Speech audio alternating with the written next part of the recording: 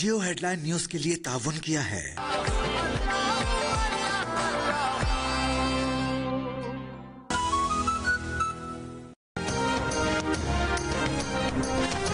I said no to get involved in the initial offensive action and getting drawn into the war. And I stand by that decision. We want to make sure that that involves as many partners as possible. That's been our stated objective here, because we need a credible, viable plan. This is, to say the least, not easy. America के सबसे बड़े इत्तेहादी बरतानिया ने America Iran जंग का हिस्सा बनने से साफ इनकार कर दिया। जंग के खात्मे पर जोर। इससे पहले फ्रांस, जर्मनी, यूनान, इटली, ऑस्ट्रेलिया, चीन, जापान और जनूबी कोरिया भी आबनाए हुर्मुज़ खुलवाने के लिए अमेरिका की मदद से साफ इनकार कर चुके हैं। बरतानवी वज़ीर आज़म सर कीयर स्टारमर ने प्रेस कॉन्फ्रेंस करते हुए कहा कि ईरान के खिलाफ जंग का हिस्सा नहीं बनेंगे। आबनाए हुर्मुज़ नेटो का मिशन नहीं बनेगी। आबनाए हुर्मुज़ पर हम अभी किसी हतमी फैसले पर नहीं पहुंचे। जब लड़ाई रुक जाएगी तो हमें ईरान के साथ मुआहदे के लिए बातचीत की जरूरत होगी। आबनाए हुर्मुज़ का खुलना आसान काम नहीं। समंदरी आमतरफ की बहाली के लिए इत्तेहादियों के साथ मिलकर काम कर रहे हैं। जितनी जल्दी जंग खत्म होगी उतनी जल्दी लोगों की रोजमर्रा की जिंदगी आसान होगी। पहली तरजीह मौजूदा हालात में लोगों के लिए आसानियां पैदा करना है। जंग का खात्मा महंगाई में कमी का तेज तरीन रास्ता है। मशरिक़ वस्ता की जंग फौरी बंद होनी चाहिए। हम इस जंग को पुतिन के लिए कामयाबी में तब्दील करने की इजाजत नहीं दे सकते। जल्द यूक्रेन के सदर से मिलेंगे। वक्त बताएगा कि इस जंग से मुतालिक हमारा मौक़िफ़ दुरुस्त है।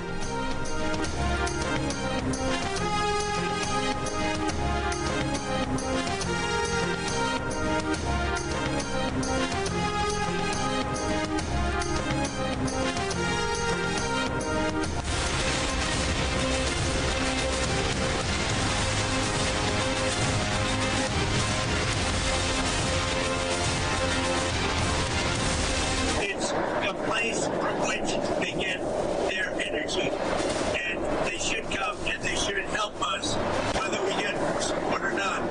But I can say this, and I said it to them: we will remember.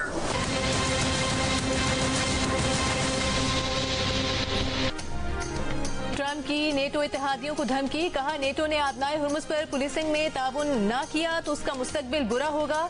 ये भी कहा कि चीन भी मदद पर जल्द जवाब दे, वरना फिर चीनी सदर से मुलाकात ताखीर का शिकार हो सकती है।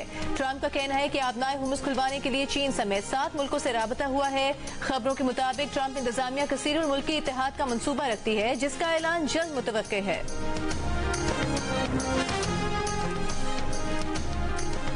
बरतानिया के बाद जर्मनी, यूनान और इटली का भी आबनाए हुर्मुज़ खुलवाने में सदर ट्रंप की मदद से इनकार। तर्जुमान जर्मन चांसलर ने कहा कि नेटो इलाकाई दिफा का इत्तेहाद है। ईरान पर अमरीकी इसराइली हमलों से शुरू की गई मशरिक़ वस्ता जंग का नेटो से कोई ताल्लुक नहीं। जर्मन वज़ीर दिफा ने कहा कि हमारी जंग नहीं, ना ही हमने जंग शुरू की। इटली के वज़ीर दिफा ने कहा कि वो आबनाए हुर्मुज़ पर किसी नेवल मिशन का हिस्सा नहीं बनेंगे। वो समझते हैं कि सिफारतकारी ही मसले का हल है। यूनान की हुकूमत के तर्जुमान का भी कहना है कि वो आबनाए हुर्मुज़ पर किसी मिलिट्री ऑपरेशन में शामिल नहीं होंगे। दूसरी जानिब जापान और ऑस्ट्रेलिया पहले ही अपने जंगी जहाज आबनाए हुर्मुज़ भेजने से इनकार कर चुके हैं।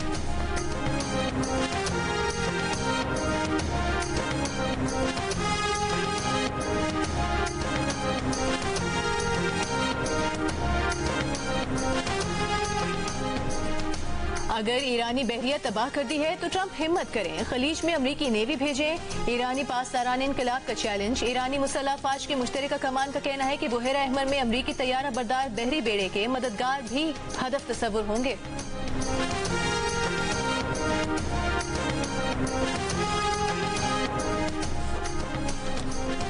अमेरिका और इसराइल के ईरान में तेहरान, हमदान और इस्फहान समेत कई शहरों पर हमले। सूबे मरकजी पर हमले में 5 अफराद शहीद, 7 जख्मी। तेहरान में जोरदार धमाके। खुमैन में बॉयज स्कूल को निशाना बनाया गया। इसराइली आर्मी के शिराज और तब्रेज पर भी बैक वक्त हमले। अमरीकी लड़ाका तैयारों ने चाबहार के करीब पहाड़ पर फौजी तनसीबात को निशाना बनाया है। ईरान में शदीद बमबारी से 30 लाख अफराद बेघर हो चुके। शोहदा की तादाद 1500 से तजावुज कर गई। ईरानी सूबे खुजिस्तान में बमबारी से 850 से ज्यादा इमारतों को नुकसान पहुंचा है।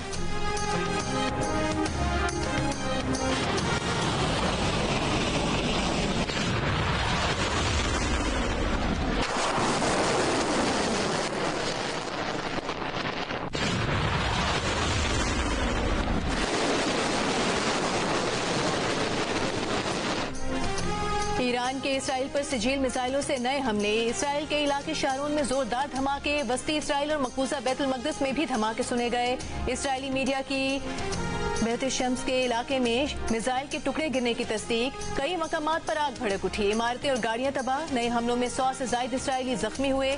इसराइली मीडिया ने तल अवीव में अमरीकी काउंसिल जनरल के घर पर ईरानी हमले से हुए नुकसान की तस्वीर जारी कर दी। शिमाली इसराइल में मिसाइल हमलों से तबाही पर अमरीका की इसराइली एम्बेसी के सोशल मीडिया अकाउंट से भी वीडियो जारी।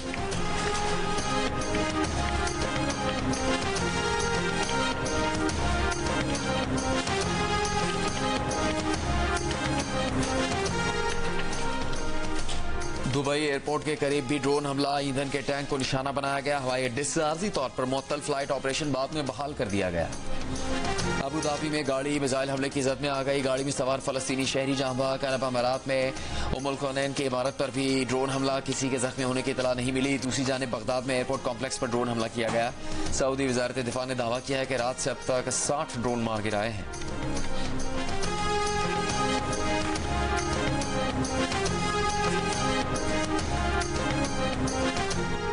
खाम तेल की कीमतों में इजाफा जारी। ब्रेंट ऑयल $106 फी बैरल से ऊपर चला गया। तेल कंपनियों ने भी खबरदार कर दिया कि आबनाए हुर्मुज़ की बंदिश से तवानाई बहरान शदीद हो सकता है। गैर यकीनी सूरत हाल में एशियाई स्टॉक एक्सचेंजेस में मिला जुला रद्द अमल देखने में आया। Pakistan stock exchange 100 index 4687 points गिरा, 1,49,178 पॉइंट्स पर बंद हुआ।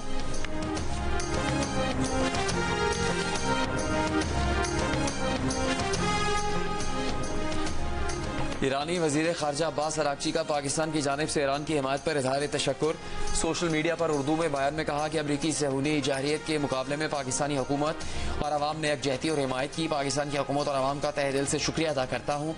ईरान जाहिरियत के खिलाफ साबिक तदनी और इस्तेकामत के साथ खड़ा है। ईरानी वजीर खारजा ने इससे पहले ईरान की जानिब से मुज़ाकरात के लिए राबते के सदर ट्रम्प के दावे को मुस्तरद कर दिया। ईरानी वजीर खारजा का कहना है कि अमरीका और इसराइल की बमबारी से ईरान में 200 से ज्यादा बच्चे और सैकड़ों शहरी शहीद हुए।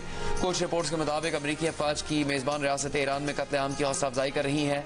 ईरानी वजीर खारजा ने कहा इन पड़ोसी रियासतों को अपना मौक़िफ़ फौरी वाज़ेह करना चाहिए।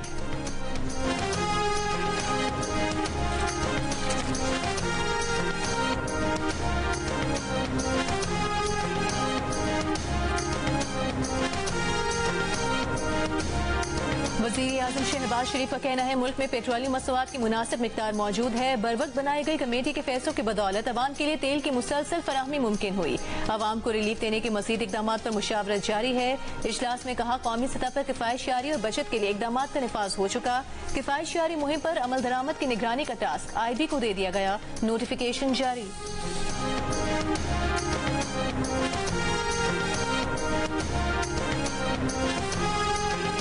चेयरमैन पीपल्स पार्टी बिलावल भुट्टो जरदारी से सिंध के सीनियर वजीर शजील मेमन की मुलाकात। शजील मेमन ने महकमा ट्रांसपोर्ट की कारकर्दगी और इलेक्ट्रिक बसों के नए रूट से मुतालिक आगाह किया। बिलावल भुट्टो से शाजिया मरी की भी मुलाकात। कौमी असम्बली से मुतालिक उमूर, कानून साजी में पार्टी के किरदार पर बातचीत हुई। के लिए गई थी वहाँ, ये छत गिरी है, ऊपर बहुत उठी है, पता नहीं चला छत नीचे आ गई, फिर हमें चोटें लग गई। हम खड़े थे जब एकदम छत नीचे गिरी है। आप छत के ऊपर थी? जी ऊपर थी मैं। वो डिवाइस वाला कहाँ गया फिर? वो भाग गया। रहीम यार खान के चेक नंबर 125 में इमदादी रकम की वसूली के लिए जमा खवातीन पर दुकान की छत गिर गई। 8 खवातीन जाम बहक, 65 जख्मी हो गयी। जिला इंतजामिया के मुताबिक BISP के एजेंट ने अपना दफ्तर दुकान की छत पर बनाकर रखा था। लोगों ने शिकायत की 2000 रुपए की कटौती के लिए एजेंट खवातीन को छत पर ले गया था। बालाई मंजिल पर खवातीन की बड़ी तादाद जमा होने से छत गिरी। वाक़े पर सदर जरदारी का इजहार अफसोस, हुकाम को वाक़े की रिपोर्ट पेश करने की हिदायत।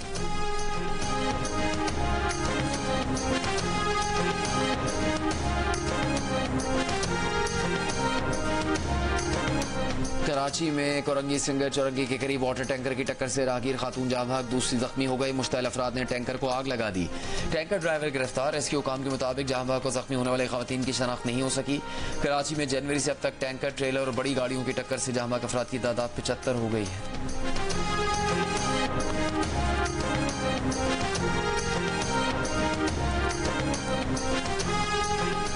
अफगानिस्तान की बेला इश्तियाल कार्रवाई के खिलाफ पाक फौज का ऑपरेशन गजब लिल हक जारी। सिक्योरिटी जराये के मुताबिक पाक फौज ने मौसर कार्रवाई में अफगान तालिबान और फितनल खवारिज की कई पोस्टें तबाह कर दी। मुतादिद खवारिज मारे गए, बाकी फरार हो गए। ऑपरेशन गजब लिल हक अपने अहदाफ की हुसूल तक जारी रहेगा।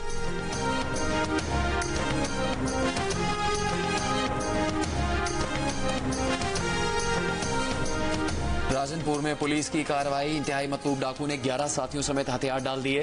डीपीओ के मुताबिक डाकू अगवा, कत्ल और डकैती के दर्जनों मुकदमात में मतलूब थे। मौजूदा नौकानी ने पंजाब बलूचिस्तान बॉर्डर पर कमीनगाह कायम कर रखी थी। मीरपुर खास तालीमी बोर्ड में करप्शन का मामला, हजारों की तादाद में अफगान शहरियों को जाली मैट्रिक सर्टिफिकेट जारी करने का इंकशाफ हुआ है।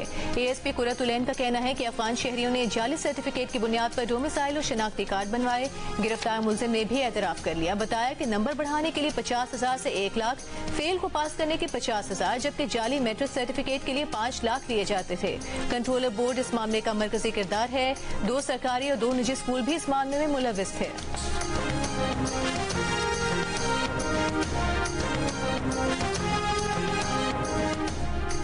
14 अप्रैल के बाद मुल्क में LNG दस्तयाब नहीं होगी। अप्रैल में पावर सेक्टर की गैस जरूरत पूरी नहीं कर सकेंगे। पावर सेक्टर की जरूरियात दूसरे जराए से पूरी की जाएंगी। वजारत पेट्रोलियम के हुकाम की सेनेट की कायमा कमेटी बराए पेट्रोलियम के इजलास में ब्रीफिंग। सेक्रेटरी पेट्रोलियम ने कहा, मोटरसाइकिल और रक्षा ड्राइवर्स को रिलीफ के लिए हुकूमत पैकेज पर काम कर रही है। मुल्क में डीजल के जखायर 21 दिन और पेट्रोल के जखायर 27 दिन के लिए काफी हैं। LPG के जखायर भी 9 दिन के लिए दस्तयाब हैं। घरेलू सार्फिन को गैस फराहम की जाएगी।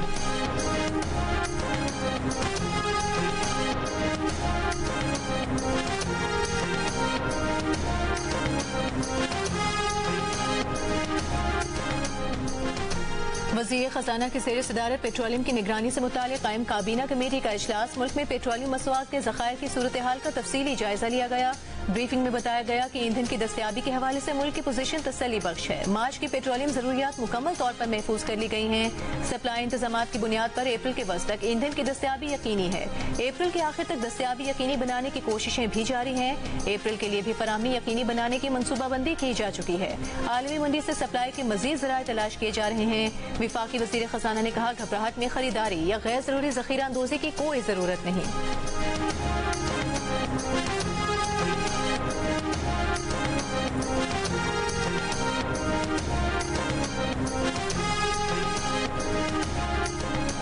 कोट लखपत जेल लाहौर में कैद PTI रहनुमाओं की अपनी सजा के खिलाफ अपीलें मुकर्रर करने के लिए चीफ जस्टिस पाकिस्तान को खत।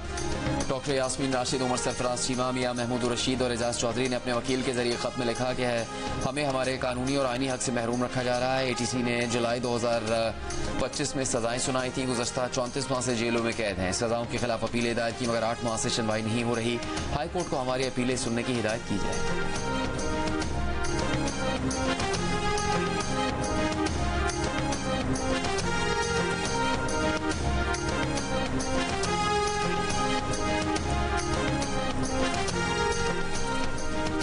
पंजाब काबीना अरकान मामले खुसूसी पार्लिमानी सेक्रेटरीज 2 माह की तनख्वाह वज़ीर आज़म किफायत फंड में देंगे। असेंबली अरकान भी 2 माह की तनख्वाहें और अलाउंसेस का 25% वज़ीर आज़म किफायत फंड में जमा कराएंगे। वज़ीर आला पंजाब मरियम नवाज की ज़ेर सदारत पंजाब काबीना का पहला वीडियो लिंक इजलास में फैसला। मरियम नवाज ने कहा कि अवामी मफादात के बरक्स कोई इकदाम काबिल कबूल नहीं।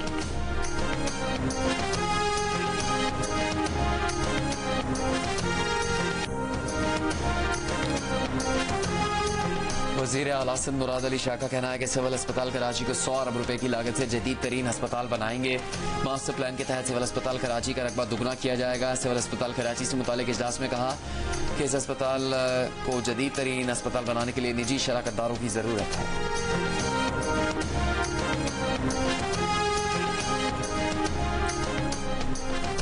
बलूचिस्तान में अमन और इस्तेहकाम के क़याम के लिए फेडरल कांस्टेबलरी की खिदमात हासिल करने का फैसला। पहले मरहले में FC के 2 विंग्स पर मुश्तमिल तकरीबन 3000 एहलकार तैनात किए जाएंगे। विफाकी वज़ीर दाखिला मोहसिन नकवी और वज़ीर आला बलूचिस्तान मीर सरफराज बुगटी की ज़ेर सदारत अमन और अमान से मुतालिक आला सतही इजलास में फैसला। मोहसिन नकवी ने कहा, बलूचिस्तान के हालात से मुकम्मल आगाह हैं और अमन के क़याम के लिए हर मुमकिन मावनत करेंगे।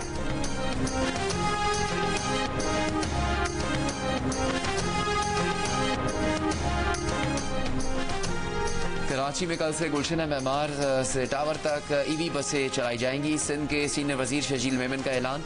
कहा, नए रूट से गुलशन मेमार, सुरजानी और इतराफ की रिहायशियों को शहर के मरकज तक आसान रसाई होगी। मुस्तकबिल में EV बस सर्विस के मजीद रूट्स भी मुतारिफ करवाएंगे।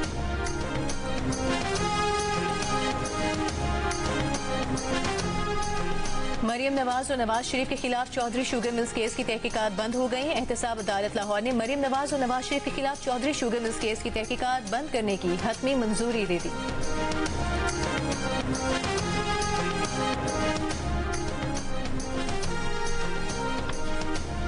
इसराइली वज़ीर-ए-आज़म बेंजामिन नेतन्याहू ने अपने एक और वीडियो जारी कर दी। नई वीडियो किसी तफरीही मकाम की है। नेतन्याहू ने कल अपनी कॉफ़ी पीते हुए वीडियो जारी की थी। वीडियोज़ का इजराज सोशल मीडिया पर फैली इन खबरों के जवाब में है कि नेतन्याहू शायद ईरानी हमले का निशाना बन चुके। नेतन्याहू की दोनों वीडियोज़ को नाक़दीन ने AI की मदद से बनी वीडियोज़ कहा है। We are a part of this world, and this crisis, or I call it challenge, is hit the world. But we Do you not like the word crisis? no, it's challenge. बहरान नहीं, challenge. मुत्तहिदा अरब अमीरात के वज़ीर आज़म और Dubai के हुक्मरान शेख मोहम्मद बिन राशिद अल मखतूम का मशरिक़ वुस्ता की सूरत हाल पर नुक्ता नज़र। इमाराती मीडिया को इंटरव्यू में कहा कि वो बहरान की बजाय चैलेंज का लफ्ज़ इस्तेमाल करना पसंद करते हैं, क्योंकि अरब खित्ते में लोगों ने हमेशा मुश्किलात का सामना किया है। यहाँ हर दिन एक नया चैलेंज होता है, कभी पानी का मसला, कभी खुराक का, लेकिन इन्हीं मुश्किलात से इंसान मजबूत होता है।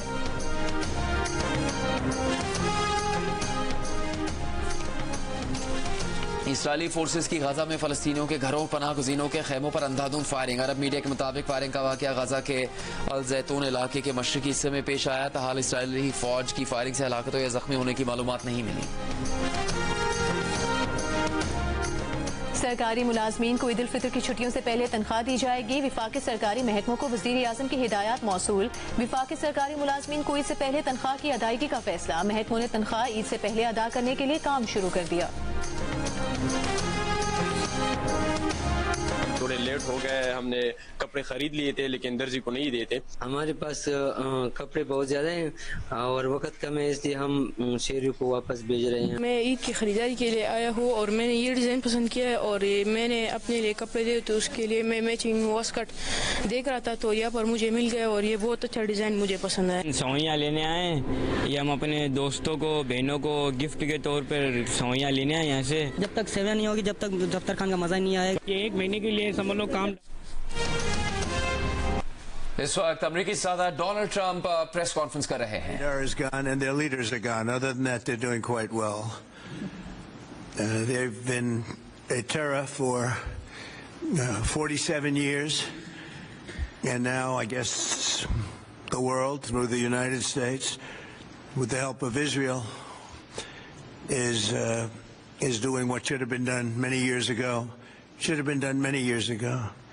Since the beginning of the conflict, we've struck more than 7,000 targets across Iran, and these have been mostly commercial and military targets.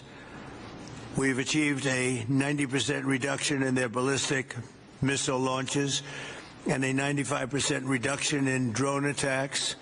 The missiles are trickling in now at very low levels because they don't have too many missiles left. We've also attacked the manufacturing plants, where the places where they manufacture the missiles and the drones, and that's going on today. We just hit 3 of them today, and it's getting very hard for them to manufacture. More than 100 Iranian naval vessels have been sunk or destroyed over the last week and a half. That has to be some kind of a record. Additional strikes continue to launch from all directions every single hour. And as you know, we attacked Cargill Island and knocked it literally, destroyed everything on the island except for the area where the oil is. I call it the pipes. We left the pipes. We didn't want to do that, but we will do that. We can do that on 5 minutes notice. It'll be over. But for purposes of someday rebuilding that country, I guess we did the right thing. But it may not stay that way. Just one simple word and the pipes will be gone too, but it'll take a long time to rebuild that. We are aggressively dismantling Iran's defense industrial base, and ability to rebuild its missiles and drone capability is getting down to close to zero. And we're hammering their capacity to threaten commercial shipping in the Strait of Hormuz, with more than 30 mine-laying ships destroyed. We hit, to the best of our knowledge, all of their mine-laying ships. Now they can put them on other types of ships, I guess, and drop them in. But we don't know that any have even been dropped in. We're not sure that any have been. That's a big negative for them if they do it. It's a form of suicide. but we don't know that they have dropped any in. But we've hit all 30 of their ships and destroyed them. They're all at the bottom of the sea. We strongly encourage other nations whose economies depend on the Strait far more than ours. You know, we get less than 1% of our oil from the Strait, and some countries get much more. Japan gets 95%. China gets 90%. Many of the Europeans get quite a bit. South Korea gets 35%. So we want them to come and help us with the Strait. We have it in very good shape. The countries, I said, we've already taken care of Iran, but now, because of the fact that literally a single terrorist can put something in the water or shoot something or shoot a missile, a small missile, and it's fairly close range because it is a tight area, and which is one of the reasons they've always used that as a weapon. Iran has always used that as an economic weapon, and it's not going to be able to be used very long. Numerous countries have told me they're on the way. Some are very enthusiastic about it, and some aren't. Some are countries that we've helped for many, many years. We've protected them from horrible outside sources, and they weren't that enthusiastic. And the level of enthusiasm, it matters to me. We have some countries where we have 45,000 soldiers, great soldiers, protecting them from harm's way. And we have done a great job. And when we want to know, do you have any minesweepers? Well, would rather not get involved, sir.